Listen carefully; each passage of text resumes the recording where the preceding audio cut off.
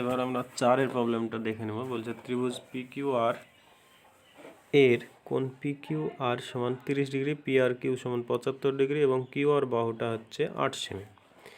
এবার এই ত্রিভুজ PQR এর সমান ক্ষেত্রফল বিশিষ্ট একটা আয়তক্ষেত্র আঁকি। তো প্রথমে কী করলাম আমরা, প্রথমে 30 ডিগ্রি, 75 ডিগ্রি এবং 8 সেমি বাহুগুলো 8 সেমি বাহু এঁকে নিলাম। তারপরে যেটা করতে হবে সেটা হলো এই রশ্মিটা আঁকতে হবে। তারপরে যেটা করতে হবে সেটা হলো রশ্মিটা আঁকতে হবে। তো আমরা এখানে একটা নাম দিলাম QX, রশ্মিটা প্রথমে এঁকে নিলাম। তারপরে 8 সেমি বাহুটার সমান করে QR এই অংশটা কেটে নিলাম, ঠিক আছে। তারপরে ওই 30 ডিগ্রি কোণের সমান করে এখানে কোণ আগেরটাতে আঁকা শিখিয়েছি, 30 ডিগ্রি কোণের সমান করে কোণটা এঁকে নিলাম।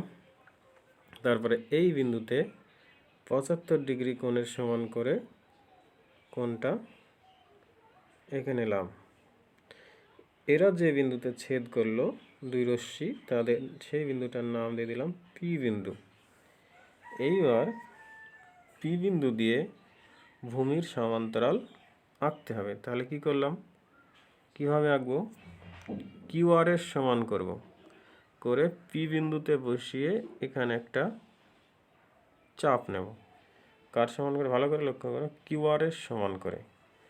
তারপরে QP সমান করব, এই QP সমান করে R বিন্দুতে বসিয়ে এই চাপটা নেব, দিয়ে এই ছেদ বিন্দুটার একটা হয়তো নাম দিয়ে দিলাম, এটা T বিন্দু নাম দিলাম।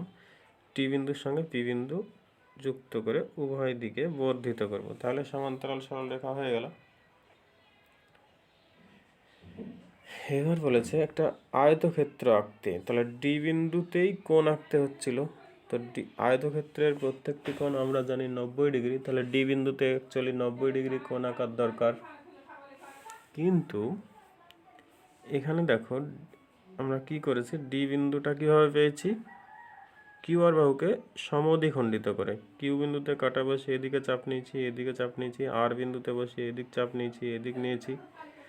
তারপরে এটা যুক্ত করে দিয়ে আমরা D বিন্দুটা পেয়েছি।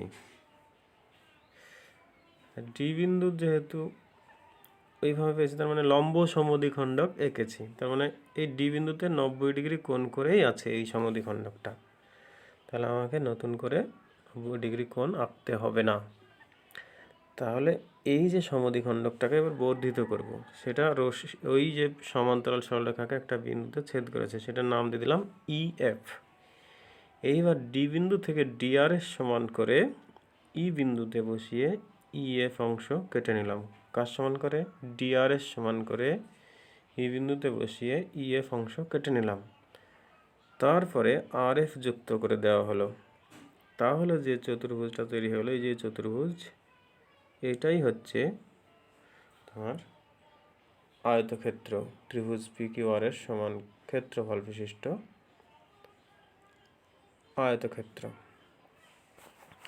তো এভাবে আঁকতে হবে, তোমরা নিজেরা এঁকে দেখাও।